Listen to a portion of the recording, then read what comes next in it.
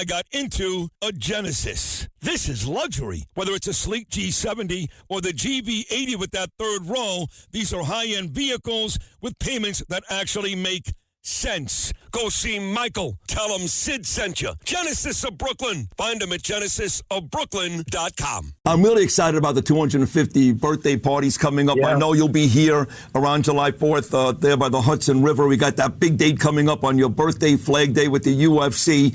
So I know Monica Crowley's on the show quite a bit. She's so excited about this. And by the way, she's great. Monica's great. And love being with King Charles a couple of weeks ago. But if you can, in like 60 seconds or less, give me the rundown of how exciting the big birthday is coming up for the United States and your role. So we again have the greatest country in the world, and we're going to be having different events. One of the things, the great Dana White is doing UFC on June 14th at the right in front of the front door of the White House, and building an arena with about 4,000, 5,000 people.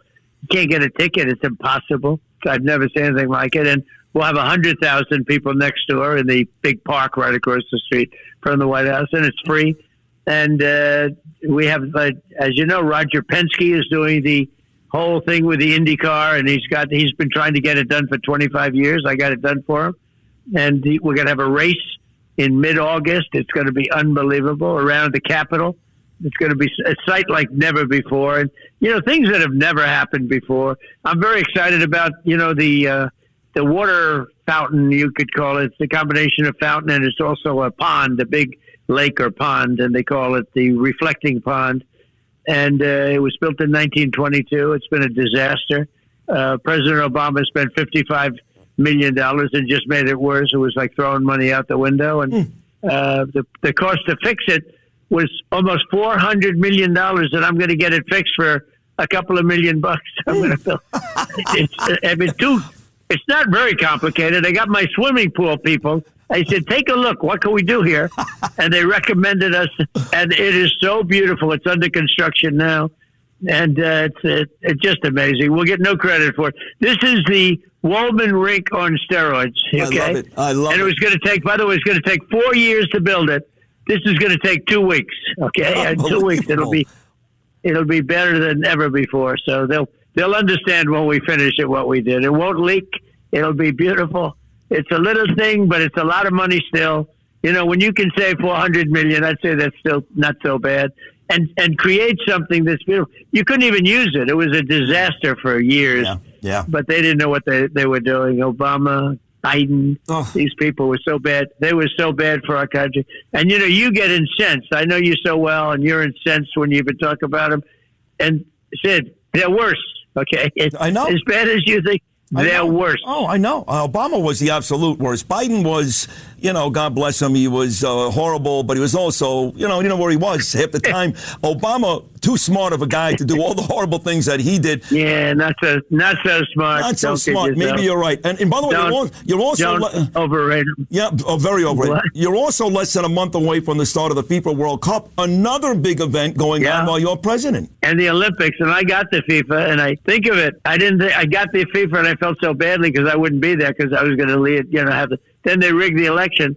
I also got the Olympics. I got them both. Yep. So I said, that's too bad. I got the Olympics, but I won't be president.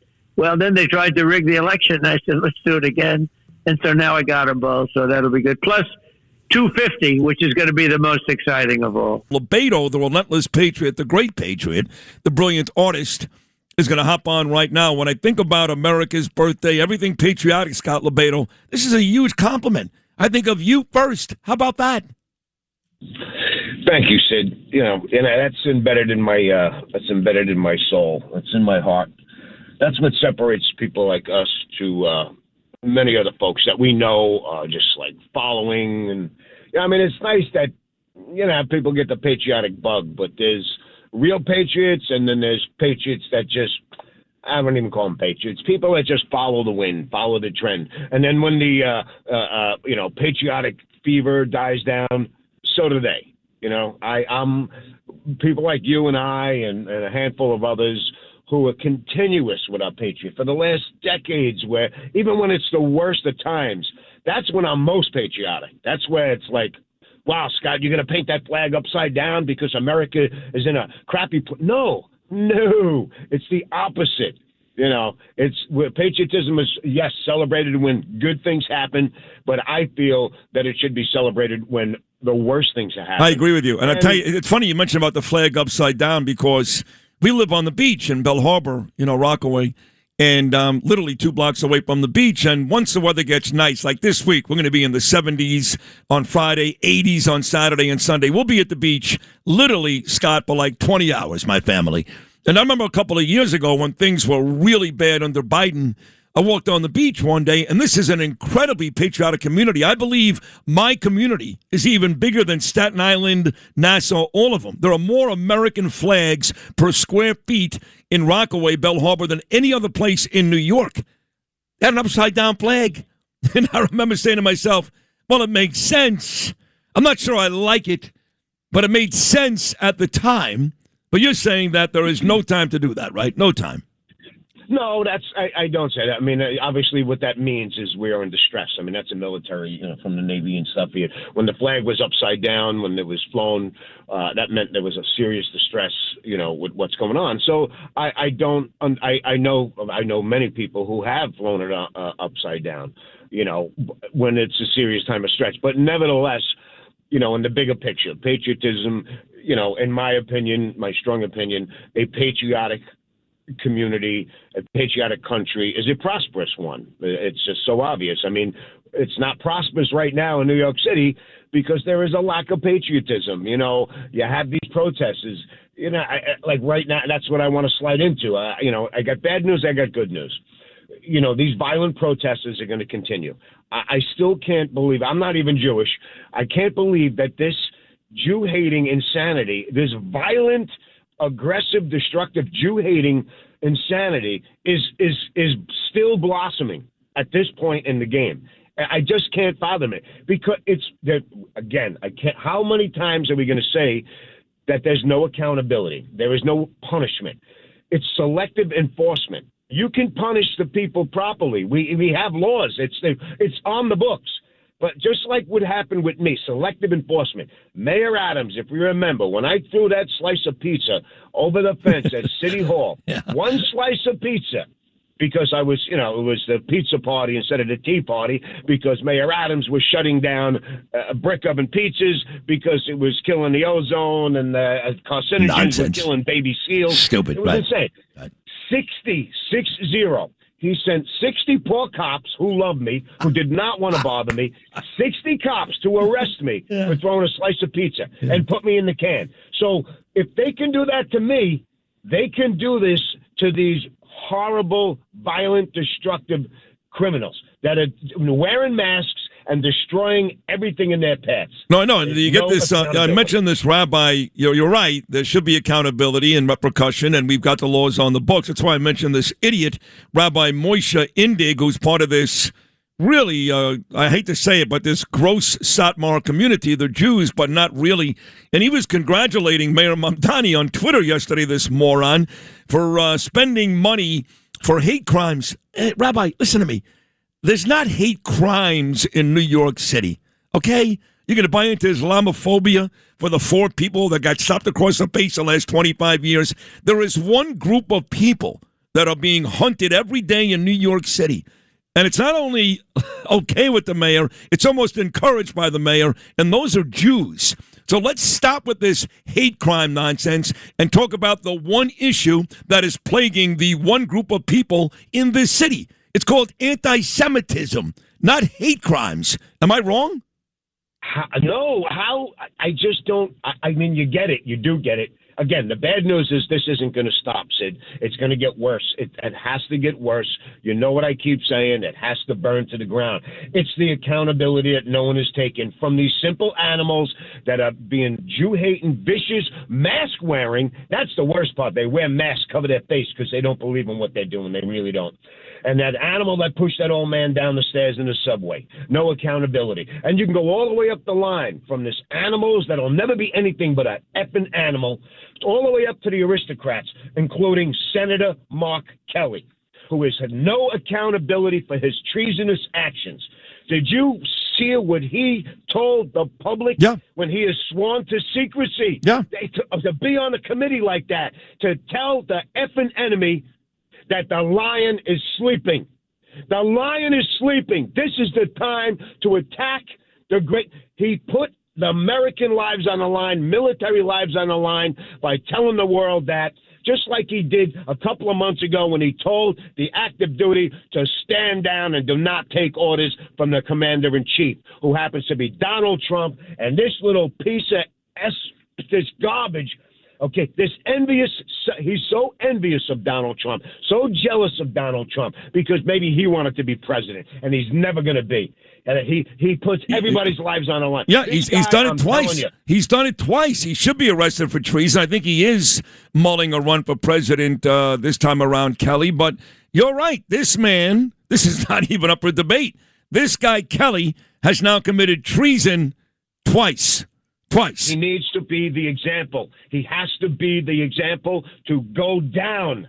It has to happen. Why did we hire? Keyword is hire. Why did we hire this administration? Donald Trump's got a lot of fish on his plate. Okay, he can't handle everything. And I hate when people are like, oh, Donald Trump will come and fix the leak in my roof. Donald Trump. No, he's got shit to do. We hired a lot of people in that administration to take care of the accountability and straighten this out, and everything would get a lot smoother. We would be less divisive. And one more thing. The good news is, all you people that text me and email me, hey, Scott, this is the Scott. It's it. It's over. The non-assimilating religious culture is coming here, and they're going to take over America. No, they're never going to take over America. They're going to take over these cities. There's a pocket of cities that have 8 million here, 6 million there, but there are 200 million men and women in this country who are locked and loaded with more weapons and ammunition than all of the people in the entire world combined. I mean, are you sure about this? I know, but I got to tell you, I get a lot of those phone calls too. And just 2 days ago, Scott LoBaido, the amazing patriot, just 2 days ago on Truth Social, President Trump, forget about Siggy Flicker, forget about me, President Trump put on his Truth Social a story about how alarming it is to watch the Islamic radicalization of America.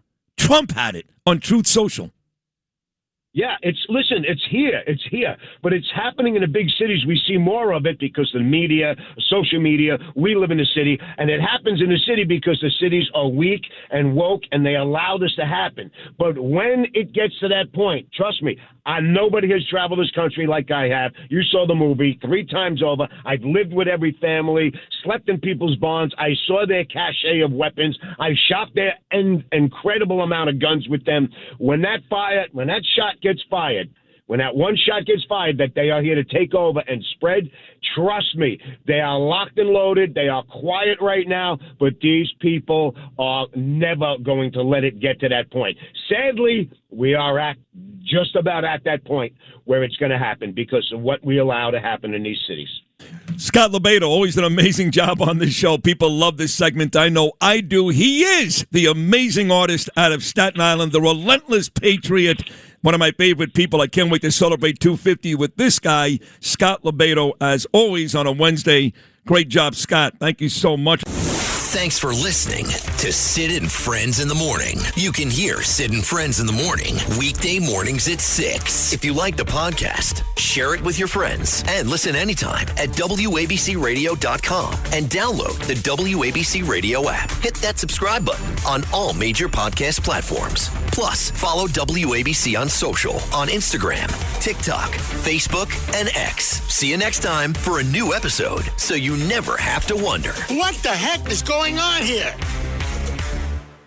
77 WABC and Bergen Newbridge Medical Center honor the life of legendary broadcaster and our friend, Ernie Anastas. Hi, it's Ernie Anastas. You know, your thoughts can affect how you feel. Bergen Newbridge Medical Center is the largest hospital in New Jersey, providing comprehensive, equitable, compassionate, and high-quality emergency inpatient and outpatient medical care, plus mental health services and substance use disorder treatment. The Bergen Newbridge team can address your total health needs in one convenient location. Call 201-225-7130 for an appointment or newbridgehealth.org.